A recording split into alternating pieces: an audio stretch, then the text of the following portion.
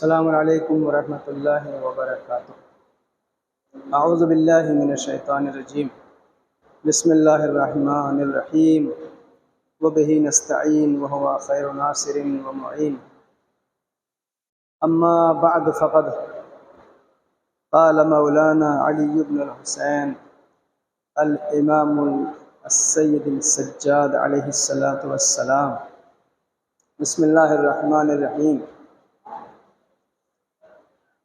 علامات المؤمن خمس، الورع فی الخلوۃ والصدقۃ فی القلۃ والصبر عند المصیبۃ والحلم عند الغضب والصدق عند الخوف۔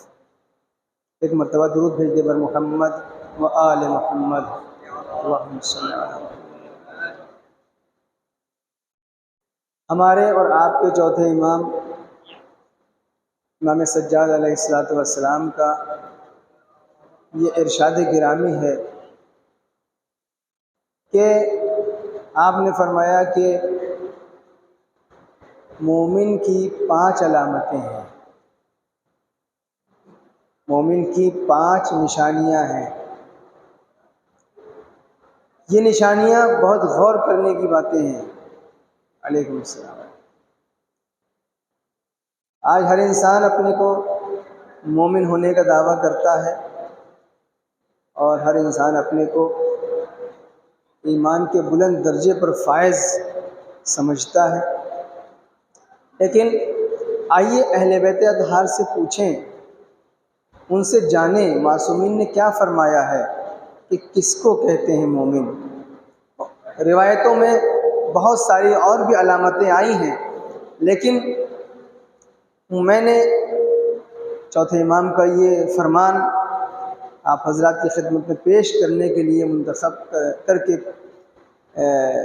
اس کو مناسب سمجھا کہ پیش کیا جائے، کیونکہ ایام عزا چل رہے ہیں اور اہل بیت اطہار علیہ السلام کے اوپر مخصوصاً جناب سید سجاد علیہ السلام کے اوپر ایک مصیبتوں کے دن چل رہے ہیں، تو میں نے آپ کے فرمان کو منتخب کیا کہ آپ کی خدمت میں پیش کروں۔ فرماتے ہیں کہ مومن کی 5 علامتیں ہیں، جس میں سے پہلی علامت ہے الورع فی الخلوہ۔ مومن وہ ہوتا ہے کہ جو تنہائی میں اللہ سے ڈرتا ہو، جو خلوت میں تقوی اور پرہیزگاری کا مظاہرہ کر سکے، سب کے سامنے بیٹھ کر کے جہاں پہ چاروں طرف سے لوگوں کی نظریں ہمارے اوپر جمی ہوئی ہوں، وہاں کے اوپر اپنے سجدے کو اور رکوع کو طول دے دینا یہ علامت ایمان نہیں ہے، بلکہ خلوت میں، تنہائی میں، اور جہاں کے اوپر کوئی دیکھنے والا نہ ہو، وہاں کے اوپر عبادتوں میں خضوع اور خشوع پیدا کر لینا یہ کمال ایمان ہے۔ اسی طریقے سے جہاں کے اوپر چاروں طرف سے ہمارے اوپر نگاہیں جمی ہوئی ہوں لوگوں کی، وہاں کے اوپر اپنے کو گناہ سے بچا لینا یہ کمال ایمان نہیں ہے، بلکہ جہاں کے اوپر کوئی دیکھنے والا نہ ہو، جہاں کے اوپر سوائے اللہ کے کوئی نظر نہ رکھے ہوئے ہو، وہاں کے اوپر اپنے کو گناہ سے بچانا یہ ایمان کی حقیقت ہے۔ آج کس کے ہاتھ میں تھوڑی سی ایک آدھ محسوس مثال دے دوں، پھر آگے دوسری علامت بتاتا ہوں آپ، کہ ہم پہلی علامت کے اوپر سوچیں کہ آج ہمارا معاشرہ، دیکھیے گناہ کے ذرائع بہت آسان ہو گئے ہیں۔ اس زمانے میں ہر انسان کے پاس موبائل ہے، اس موبائل کے ذریعے سے آپ ایمان کی بلندیوں کو بھی طے کر سکتے ہیں، اور اسی موبائل کے ذریعے سے گناہوں اور خباثتوں اور کثافتوں کی منزلوں کو بھی طے کر سکتے ہیں۔ سب کے سامنے اگر ہم موبائل کے اوپر اپنے کو محفوظ کر رہے ہیں تو یہ کمال نہیں ہے، بلکہ جب کوئی نہ دیکھ رہا ہو اس وقت بھی یہ احساس پیدا ہو کہ ہاں کوئی مالک، کوئی خالق، کوئی رب العالمین، کوئی ہمارا پیدا کرنے والا، کوئی ہمیں روز و شب رزق دینے والا، کوئی ہمارے اوپر ہر آن ہر گھڑی احسان کرنے والا ہے جو ہمیں دیکھ رہا ہے۔ یہ کمال ایمان ہے، یہاں سے پہچان میں آئے گا۔ اور یہاں کے اوپر آپ کو کہیں سے سند لینے کی ضرورت نہیں مومن ہونے کی۔ کون آپ کو سند دے گا؟ کیا آپ مومن ہیں؟ خود آپ کا نفس آپ کو سند دے گا، خود آپ اپنے کو سند دیں گے، اس لیے کہ اپنے بارے میں انسان سے بہتر کوئی نہیں بتا سکتا۔ میرے بارے میں مجھ سے بہتر کوئی نہیں بتا سکتا ہے۔ میں جانتا ہوں میرے بارے میں یا پھر خدا جانتا ہے۔ تو اگر خلوت میں اللہ کے گناہوں سے انسان نے اپنے کو روکا ہے تو اس کا نفس بہتر جانتا ہے کہ میں نے کتنا اپنے کو روکا ہے۔ تو سند یا خدا دے گا یا خود انسان اپنے اندر سمجھے گا کہ میں کس منزل ایمان پر ہوں۔ تو پہلی علامت الورع فی الخلوہ، خلوت میں پرہیزگاری کا مظاہرہ کیا جائے۔ دوسری چیز اور دوسری علامت جو علامت ایمان اور مومن ہونے کی علامت فرماتے ہیں وَالصَّدَقَةُ فِي الْقِلَّةِ، جب آپ علیکم السلام ورحمۃ اللہ، وَالصَّدَقَةُ فِي الْقِلَّةِ، جب آپ غربت کے عالم میں ہوں، جب آپ کے ہاتھ تنگ ہوں، اس وقت آپ صدقہ کرنے کو نہ بھولیں، یہ کمال ایمان ہے۔ عام طور سے لوگ یہ کہہ دیتے ہیں کہ مولانا صاحب ہمارے تو حالات خود ٹھیک نہیں ہیں، ہم کیسے دوسروں کی مدد کریں؟ تو عزیزان گرامی، مولا اس کے برخلاف فرما رہے ہیں کہ نہیں، انتظار مت کرو کہ جب حالات بہتر ہو جائیں گے اس وقت صدقات کا نمبر آئے گا۔ نہیں، جس وقت تمہارے حالات خراب ہیں اس وقت سے صدقے کی ابتدا کرو تاکہ اس صدقے کے بدلے میں تمہارے خراب حالات بہتر حالات میں بدل جائیں۔ اس لیے کہ یہ زینہ ہے۔ اور یاد رکھیں، جب حالات بہتر ہوں گے تو اللہ ان بہتر حالات کے مطابق تقاضا کرتا ہے، اور جب حالات خراب ہوتے ہیں تو اللہ اس اعتبار سے مطالبہ کرتا ہے۔ اگر میری آمدن دن میں 1 لاکھ روپے ہے تو مطالبہ اللہ کا مجھ سے 10 لاکھ نہیں ہوگا، لیکن اگر ہماری آمدنی صبح سے شام تک 500 روپیہ ہے تو اللہ کا مطالبہ تب بھی ہم سے 1000 روپے کا نہیں ہوگا۔ جتنا وہ نواز رہا ہے اسی اعتبار سے بندے سے اس کا مطالبہ بھی ہے۔ کوئی یہ نہ سوچے کہ میرے حالات خراب ہیں تو میں کیسے 100 روپیہ دے دوں، میں صبح سے شام تک صرف 500 روپے کی آمدنی کرتا ہوں، کیسے 100 روپیہ دے دوں؟ نہیں، اگر آپ 10 روپے کی بھی آمدنی کرتے ہیں تو اسی میں سے آدھا روپیہ دے دیں۔ اور میں یہاں کے اوپر یہ بات کہہ دوں کہ اللہ کے یہاں مقدار اور کمیت نہیں دیکھی جاتی، بلکہ اس کے یہاں کیفیت اور خلوص دیکھا جاتا ہے۔ ورنہ آپ دیکھیں، اگر کوئی ایک بچہ پیدا ہوا اور اس نے 70 سال کی زندگی گزاری، 70 سال کی زندگی گزاری، تو 70 سال میں کتنے دن کے روزے نماز اس کے کھاتے میں آئیں گے اگر اس نے سب پڑھے، سارے روزے رکھے؟ فرض کریں آپ 15 سال بلوغ کے نکال دیجئے، 70 میں سے 15 گھٹا دیجئے، کتنے بچے؟ 55 سال کی اس کے پاس عبادتیں ہیں۔ اور ایک بچہ وہ ہے جو آج بالغ ہوا اور کل مر گیا، اس کے پاس اس کے کھاتے میں کتنی نیکیاں ہیں؟ 1 دن کی نیکیاں ہیں، 1 دن کی نماز ہے۔ اگر رمضان کا مہینہ تو شاید 1 دن کا روزہ ہو بیچارے کے کھاتے میں۔ اب روز محشر اگر دونوں کو کھڑا کیا جائے، اگر اللہ کا معیار صرف یہ ہو کہ کون کتنا لے کے آیا ہے، اس کی مقدار کتنی ہے، کوانٹٹی کتنی ہے، تو اس اعتبار سے اس 55 سال کی عبادتوں والے کو جنت میں جانا چاہیے، اور اس 1 سال کی نیکیوں والے کو جہنم میں جانا چاہیے. لیکن قدرت نے آواز دی کہ ہماری بارگاہ کا دستور یہ نہیں ہے. ہم کوانٹٹی کو نہیں دیکھتے، ہم عمل کی کوالٹی کو دیکھتے ہیں. اگر 55 سال کی عبادتیں خلوص کے بغیر ہے تو منہ پہ مار دی جائیں گی، اور اگر 1 دن کی عبادتوں میں خلوص پایا جاتا ہے تو جنت میں جانے کے حقدار بن جاؤ گے. اس لیے کہ ہمارے یہاں کمیت نہیں دیکھی جاتی، کیفیت دیکھی جاتی ہے. تو دوسری چیز وَالصَّدَقَةُ فِي الْقِلَّةِ، قلت میں صدقہ دینا شروع کریں جب کمی ہے، جب ہاتھ تنگ ہے. تیسری چیز امام فرماتے ہیں وَالصَّبْرُ عِنْدَ الْمُصِيبَةِ، جب مصیبت کی گھڑی کوئی زندگی میں آ جائے تو صبر کا مظاہرہ کر کے اللہ کی بارگاہ میں دکھاؤ. شکوے نہ کرو زیادہ، چیخ پکار نہ کرو زیادہ.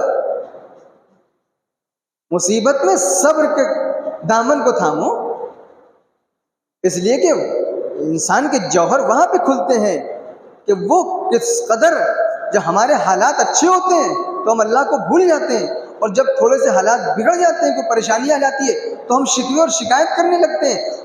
اور یہ کورونا کی جو مدت گزری ہے، پیریڈ گزرا ہے، یہ کورونا کال میں سب نے دیکھا ہے. کورونا آنے سے پہلے ہر انسان اپنی زندگی میں شکوے کر رہا تھا. اس بیماری میں گرفتار ہونے سے پہلے ہر انسان اپنی زندگی میں شکوے کر رہا تھا، مجھے نوکری نہیں، میرے پاس کھانے کو نہیں، میرے بچوں کی پڑھائی نہیں، میری یہ بیماری ہے، میری یہ پریشانی ہے. لیکن جب وہ 2 سال کا پیریڈ آیا تو ہم نے دیکھا انہی انسانوں کو کہ وہ اپنی اسی پرانی زندگی کی تمنا کر رہے تھے کہ کاش وہ زندگی واپس آ جائے، جب گھر سے باہر نکلنے پر پابندی تھی، جب موت بغل سے گزر کے جا رہی تھی، ایک چھینک انسان کو آتی تھی تو سامنے والا 10 فٹ دوڑ کر کے پیچھے چلا جاتا تھا. ہم نے آپ نے سب نے دیکھا ہے. تو اسی لیے ہم کہتے ہیں عزیزان گرامی کہ اللہ کی نعمتیں اس وقت یاد آتی ہیں کہ جب وہ نعمتیں چھن جاتی ہیں. اس سے پہلے کہ نعمتیں چھنیں، ان نعمتوں کی قدر کرنا سیکھیں. والصبر عند المصیبہ، مصیبت میں صبر. چوتھی علامت مومن کی والحلم عند الغضب، جب غصہ آئے تو کنٹرول کر کے دکھاؤ. غصہ آئے تو بے قابو مت ہو جاؤ، قابو کر کے دکھاؤ. غصے کے اوپر قابو کرنا ایک بہت بڑا سنگین کام ہے. آپ لوگ اپنی زندگی میں دیکھتے ہیں غصہ آتا ہے انسان بے قابو ہو جاتا ہے، نہیں. اور جب غصے میں کوئی قدم اٹھاتا ہے تو بعد میں اس کے اوپر شرمندہ ہوتا ہے. جب غصہ جاتا ہے، جب ٹھنڈک آتی ہے بدن میں، مزاج ٹھنڈا ہوتا ہے تو احساس ہوتا ہے کاش میں نے غصے میں وہ فیصلہ نہ لیا ہوتا. اور اگر کوئی غصے پہ کنٹرول کر لے جاتا ہے، قابو کر لے جاتا ہے، تو غصہ ختم ہونے کے بعد اسے لذت کا احساس ہوتا ہے اور ایک خوشی محسوس ہوتی ہے کہ میں نے کتنے بڑے دشمن پہ قابو پا لیا. آپ یہ اگر اہم چیز نہ ہوتی تو امام سجاد علیہ السلام مومن کی علامتوں میں قرار نہ دیتے. یہ جو مومن کی علامت میں قرار دیا گیا، اس کا مطلب یہ ہے کہ بہت بڑی چیز ہے.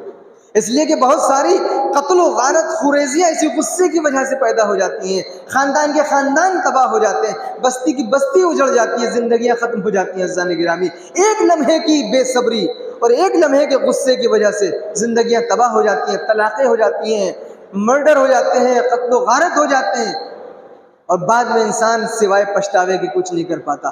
تو مومن کی علامت یہ ہے کہ جب وہ غصے میں بے قابو ہو تو اس وقت کوئی فیصلہ نہ کرے، غصے پہ کنٹرول کر کے دکھائے کہ ہم خواہشات کے بندے نہیں ہیں بلکہ حکم خدا کے بندے ہیں. یہ مومن کی علامت ہے. اس کے بعد فرمایا والصدق عند الخوف. 5ویں علامت یہ ہے کہ ڈر کی حالت میں بھی، خوف کے زمانے میں بھی سچ بولنے سے پرہیز نہ کرے. سچائی بہت بڑی نعمت ہے، بہت بڑی دولت ہے. جہاں کے اوپر کوئی نقصان نہ پہنچ رہا ہو وہاں پہ سچ بول دینا کون سا کمال ہے؟ لیکن جہاں کے اوپر سچ بولنے سے 10-20 ہزار کا نقصان ہو رہا ہو، وہاں کے اوپر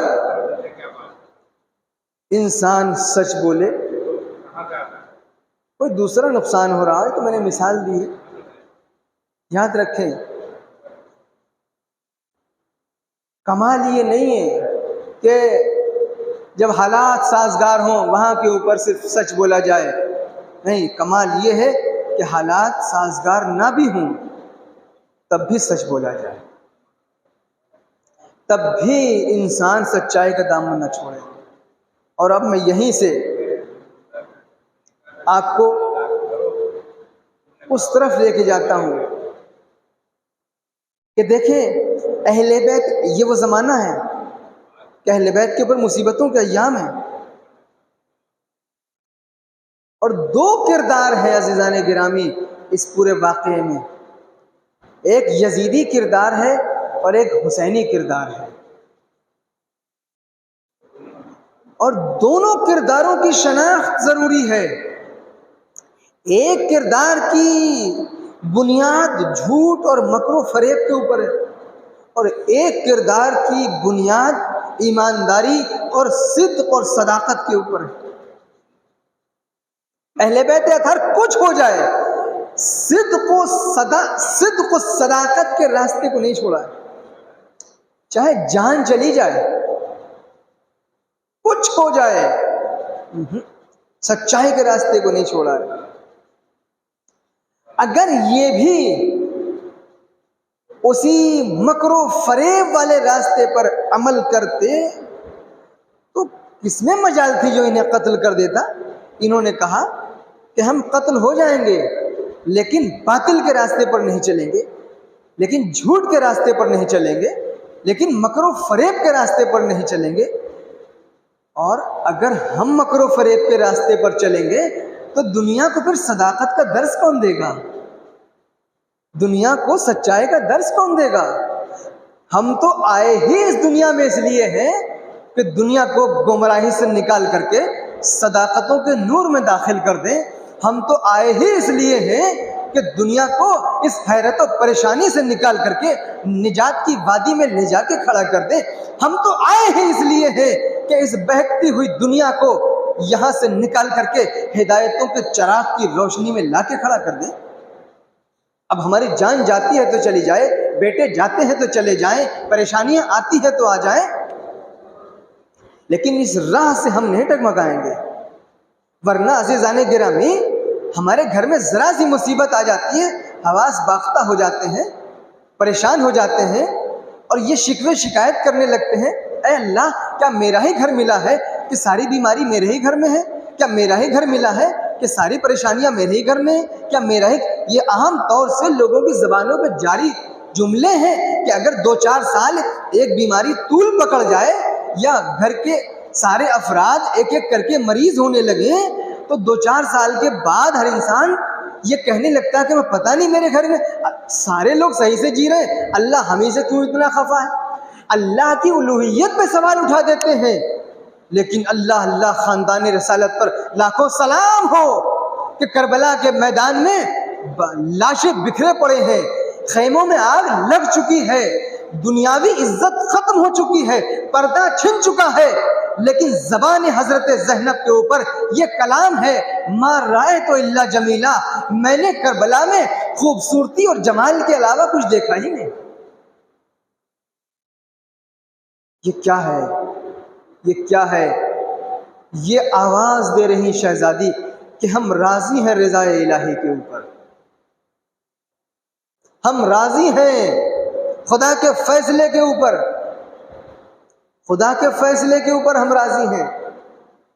عزیزان گرامی، اور اس وقت دیکھیے کہ جب اب کل ایک سفر ہے، اور ایک سفر کے لیے لکھا ہے کہ اہل بیت کا یہ لٹا ہوا قافلہ شام میں داخل ہوا ایک سفر کو۔ شام کے اندر دیکھیں کیا صداقتیں ہیں، انہوں نے کبھی بھی جھوٹ کا سہارا لیا ہی نہیں، ان کا جو پہلا نائب، اب آپ دیکھیں جناب مسلم کو نائب بنا کر کے امام حسین نے کہاں بھیجا کہ یہ میرا نائب، میرا بھائی، میرا معتمد، کہاں بھیجا ہے؟ کوفے میں۔ اگر چاہے دیکھیں دو کرداروں کی جنگ ہے، ایک کردار جھوٹ پہ ٹکا ہے، دوسرا کردار سچائی پہ ٹکا ہے۔ میں ایک مثال وہاں سے دے دوں پھر اپنی بات کی طرف آتا ہوں۔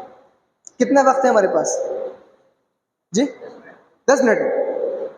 تو آپ دیکھیں جناب مسلم کو موقع ملا ہے ابن زیاد کو قتل کرنے کا، لیکن قتل نہیں کیا ہے۔ کب ملا ہے؟ کہ جب جناب ہانی کے گھر جناب مسلم چھپے ہوئے ہیں، ابن زیاد ڈھونڈ رہا ہے پورے کوفے میں، ناکہ بندی ہے اور تمام طریقے کے پہرے لگے ہوئے، جاسوس پھیلے ہوئے۔ جناب علیکم السلام، السلام علیکم رحمۃ اللہ۔ جناب ہانی کے گھر جناب مسلم چھپے ہوئے ہیں۔ جناب ہانی کے گھر ایک دوسرا شخص آتا ہے جو محب اہل بیت ہے، جس کا نام ہے شریک ابن آور۔ شریک ابن آور اندر سے محب اہل بیت ہے، لیکن ابن زیاد سے بھی ظاہری دوستی ہے اس کی۔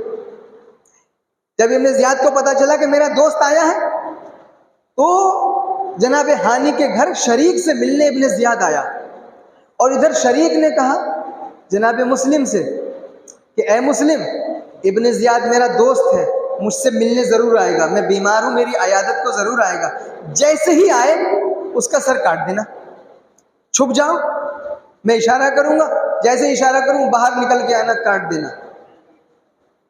اب آپ دیکھیں آ گیا ابن زیاد، سب کچھ ویسے ہی ہو رہا ہے جیسے پلاننگ ہے، جناب مسلم چھپے ہوئے ہیں۔ طے یہ ہوا کہ شریک نے یہ کہا کہ جب میں تم سے پانی مانگوں تو سمجھ جانا کہ یہ اشارہ ہے، فوراً تلوار کھینچ کے باہر آ جانا۔ دیکھیں کیا کردار ہے۔ ادھر ابن زیاد آیا ہے، جیسے ہی موقع ملا انہوں نے پانی مانگا، جب پانی مانگا تو جناب مسلم جو چھپے ہوئے تھے اب ان کو باہر نکل کے آنا چاہیے، آ جائیں، ختم کر دیں، قصہ ختم ہو جائے، پورے کوفے پر تسلط، پورے کوفے پر حکومت بن جائے، یہ فتنہ جو ابن زیاد کی شکل میں ختم ہو جائے۔ کتنا بڑا موقع ہے، لیکن جناب مسلم نہیں آتے ہیں۔ شریک پانی مانگتے مانگتے تھک جاتے ہیں، لیکن جناب مسلم نہیں آتے ہیں۔ ابن زیاد کے غلام نے کہا کہ کچھ خطرہ محسوس ہو رہا ہے، یہاں سے جلدی سے نکل لو، یہ پانی مانگ رہا ہے، نہ اس کو کوئی پانی لا کے دے رہا ہے اور یہ بار بار پانی مانگ رہا ہے، یہ معاملہ کچھ سمجھ میں نہیں آ رہا ہے۔ ابن زیاد وہاں سے فوراً چلا گیا، اور شریک بہت غصے میں ایک مرتبہ مسلم کو بلایا، مسلم یہاں ہم میں تم میں کیا ڈسکس ہوا تھا، کیا طے ہوا تھا؟ طے یہ ہوا تھا کہ جیسے ہی موقع ملے گا تمہیں اشارہ کروں گا اور تم اس کو مار دینا، قتل کر دینا، واصل جہنم ہو جائے گا، لیکن تم کیوں نہیں آئے؟ جناب مسلم نے کہا کہ میں اس لیے نہیں آیا کہ مجھے پیغمبر کی ایک حدیث یاد آ گئی، مجھے میرے جد کی، میرے پیغمبر کی ایک حدیث یاد آ گئی۔ کیا؟ کہ میرے نبی نے فرمایا کہ مومن وہ ہوتا ہے جو کبھی دھوکے سے کسی پہ حملہ نہیں کرتا۔ اب آپ دیکھ رہے ہیں یہ کردار ہے۔ مسلم نے کہا کہ ہم سچائی اور صداقت کے راستے پر چلنے والے ہیں، ہم مکر و فریب کے راستے پر چلنے والے نہیں۔ اور جب جناب مسلم کو گرفتار کیا گیا تو آپ کو پتا کیسے کیا گیا، وہی مکاری کا سہارا لیا گیا، گڑھا کھودا گیا، اس کے ذریعے سے جناب مسلم کو گرفتار کیا۔ یہ دو کردار ہیں عزیزان گرامی، اور بہت مثالیں ہیں، پوری مثالیں اسی بھری پڑی ہیں۔ تو میں جو بات کہہ رہا تھا، آپ دیکھیں جب شام میں قافلہ پہنچا اور دربار میں پہنچا ہے تو یزید فخریہ انداز میں تقریر کر رہا تھا، اس کے سارے سپورٹر بیٹھے ہوئے تھے، کرسی نشین بیٹھے ہوئے تھے، درباری بیٹھے ہوئے تھے، نہ جانے کتنے رؤساء اور نوابوں کو اس نے بلایا تھا، اور شہزادیاں ہیں جو رسیوں میں جکڑی کھڑی تھی، علی کی بیٹیاں ہیں جو رسن بستہ تھیں۔ ایک مرتبہ جب اس نے فخر کرنا شروع کیا ہے تو میری شہزادی کو جلال آ گیا، اور ایک مرتبہ آواز دی ہے، یا یزید، اے یزید، کد قیدکا وسعسعیکا، تجھے جتنی مکاری کرنی ہے کر لے، جتنی کوششیں کرنی ہے کر لے، وہ ناصب جہدکا، جتنی تلاش و کوشش کر سکتا ہے، جس کو تو ٹارگیٹ کر سکتا ہے وہ کر لے. واللہ لا تمحو ذکرنا ولا تمیت وحینا، خدا کی قسم تو ہمارے ذکر کو نہیں مٹا سکتا اور نہ ہی اللہ کی وحی کو مردہ بنا سکتا. پہلا جملہ کیا ہے شہزادی کا؟ کد قیدک، جتنی مکاری تجھے کرنی ہے کر لے، جتنے ہیلے کرنا ہے کر لے. اللہ اللہ، شہزادی اس کو بے نقاب کر رہی ہے کہ تیری ساری کوششوں کا نام ہے مکاری اور ہیلے. یہاں سے اسٹارٹنگ ہے. یزید پہ جو حملہ کیا ہے یہاں سے اسٹارٹ کیا ہے. کد قیدک، اس کی بولتی بند ہو گئی ہے. واللہ لا تمحو ذکرنا، ہمارے ذکر کو تو نہیں مٹا سکتا. یہ صدیقہ طاہرہ کی بیٹی بول رہی ہے، وہ جس کی صداقت کا کلمہ آیہ تطہیر نے پڑھا ہے اس کی بیٹی بول رہی ہے. اور آج دیکھ لیں آپ، جو میری شہزادی نے کربلا شام کے دربار میں اعلان کیا تھا کہ خدا کی قسم ہمارے ذکر کو نہیں مٹا سکتا تو ہماری یاد کو نہیں مٹا سکتا. یزید تو آ کے دیکھ لے کہ آج تیرا نام لینے والا کائنات میں نہیں ہے، لیکن جناب زینب کا تذکرہ کرنے والے دنیا کے کونے کونے میں موجود ہیں. یہ وہ صداقت کا اعلان ہے، یہ وہ صداقت کا اعلان ہے. آج 1400 سال کے بعد دنیا سمجھ رہی ہے کہ کس نے سچ بولا، کون سچا ہے. یہ صداقتوں کی امین تھی شہزادی میری. یہی وجہ ہے کہ،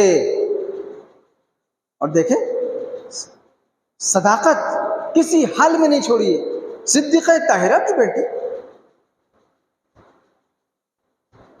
وہ کہ جن کے ساتھ اللہ نے رہنے کا حکم دیا، کونوا مع الصادقین، صادقین کے ساتھ ہو جاؤ. شہزادی نے پہچانوایا کہ دیکھو صادقین کون ہیں، اور آیہ تطہیر کس کی شان میں صداقت کا کلمہ پڑھتی ہے، کس کی شان میں طہارت کا کلمہ پڑھتی ہے، کس کے کردار کی ضمانت لیتی ہے. عزیزان گرامی، یہ اہل بیت اطہار ہیں کہ جنہوں نے کبھی بھی صداقت کے دامن کو نہیں چھوڑا، اس لیے کہ ان کو معلوم ہے کہ اگر ہم صداقت کا درس نہ دیں گے تو کون صداقت کا درس دے گا. اگر ہم اچھے کردار کا درس نہیں دیں گے تو کون اچھے کردار کا درس دے گا. لہٰذا ضروری ہے کہ اپنے کردار کو ان کے کرداروں سے آراستہ کیا جائے. ضروری ہے کہ ان کے کرداروں سے وہ خوشبو حاصل کی جائے کہ جس کی وجہ سے ہمارے کردار سے بھی اہل بیت کے کردار کی خوشبو آنے لگے. یہی اس ماہ محرم کا پیغام ہے، یہی اس ماہ اضحیٰ کا پیغام ہے، یہی ان ایام کا پیغام ہے کہ ہم کو اپنے کردار کو اہل بیت کے کردار سے نزدیک کرنا ہے. بار الہ تجھے محمد والے محمد کا واسطہ ہم سب کو اہل بیت اطہار کے نقش قدم پر چلنے کی توفیق عطا فرما. پالنے والے ہم سب کو توفیق دے کہ جس طریقے سے اہل بیت اطہار نے پریشانیوں کا مقابلہ کیا، مصائب کا مقابلہ کیا، مصیبتوں کا مقابلہ کیا، لیکن پرچم اسلام کو سر بلند رکھا، حق و حقیقت اور صدق و صفا کے پرچم کو بلند رکھا. اے پالنے والے ہمیں بھی توفیق دے کہ اسی طریقے سے صدق و صفا کے پرچم کو بلند رکھیں، اسی طریقے سے حق اور حقیقت کے پرچم کو بلند رکھیں. اور جس طریقے سے اہل بیت اطہار نے کل کے یزید کے چہرے سے نقاب کو نوچ کے پھینک دیا، ہم بھی آج کے یزید کے چہرے سے اس نقاب کو نوچ کے پھینک دیں اور بتا دیں کہ حسینیت کیا ہے اور یزیدیت کیا ہے. حسین کے چاہنے والے کیسے ہوتے ہیں اور یزید کے ماننے والے کیسے ہوتے ہیں. یہ دو کردار ہیں جو کبھی ختم نہیں ہوں گے، یہ ہمیشہ سے رہے ہیں اور ہمیشہ رہیں گے. دنیا میں یہ امتیاز برقرار کرنا ہے، دنیا کو یہ سمجھا دینا ہے کہ ایک نظر میں دنیا سمجھ جائے کہ حسینی کون ہے، یزیدی کون ہے. حسین اس کو کہتے ہیں جو اپنے دشمن کو بھی اپنے پانی سے سیراب کر دے، جو اپنے کردار کی بلندی سے اس طریقے سے اپنی طرف کھینچ لے کہ لاکھوں کی فوج کا پریشر بھی اس کو نہ روک سکے. اسے حسین ابن علی کہتے ہیں. ہم اگر ہوتے تو شاید اپنا پانی بچا لیتے، لیکن حسین نے کہا نہیں، ہم یہ پانی کیا کریں گے اگر انسانیت ہی ختم ہو جائے. ہم یہ پانی بچا کے کیا کریں گے اگر انسانیت ہی قتل ہو جائے؟ لہٰذا یہ حسینی کردار ہے، اس کو اپنانا ہے، دوسروں کی مشکلوں کو اپنی مشکل سمجھنا ہے، اس لیے کہ اس سے حسینی کردار سامنے آتا ہے۔ جب حسینی کردار سامنے آتا ہے تو سامنے والا خود بخود اپنے کردار میں تبدیلی لا کر کے حسین کے ساتھ جڑ جاتا ہے۔ بس میں نے اپنی بات کو ختم کیا۔ پڑھنے والے تجھے محمد والے محمد کا واسطہ ہم سب کی ان عبادتوں کو قبول فرما۔ پالنے والے ہم سب کو اپنی اطاعت سے قریب اور معصیت سے دور رہنے کی توفیق عطا فرما۔ پالنے والے جو پریشان حال ہیں ان کی پریشانی کو دور فرما۔ پالنے والے جو بے روزگار ہیں ان کو روزگار عنایت فرما۔ پالنے والے امام زمانہ کی ظہور میں تعجیل فرما اور ہم سب کو ان کے ناصروں میں شمار فرما۔